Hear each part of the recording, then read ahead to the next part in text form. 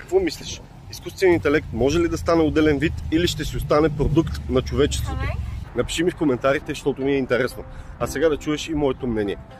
Еволюционно на генетиката са и трябвали милиони години, за да стигне един ден до един разумен вид като хората.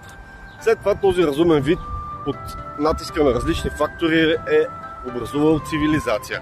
Благодарение на тази цивилизация сме съкратили еволюционното време доста. Например, за 10 000 години сме успели да изградим този свят, в който живеем днес. Но само в рамките на 100 години, благодарение на технологиите, съхранението на знание и общите усилия, ние успяхме да създадем изкуствен интелект. Все още в ранен стадий, така да кажем, не мисли сам, няма разум, не се самоопределя, но това може би няма да остане винаги така.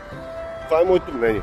Въпросът ми е, ако един ден той стане индивид, разумно същество или нещо подобно на всевищ разум, нямам идея, ще трябва ли той да получи статут на отделен вид?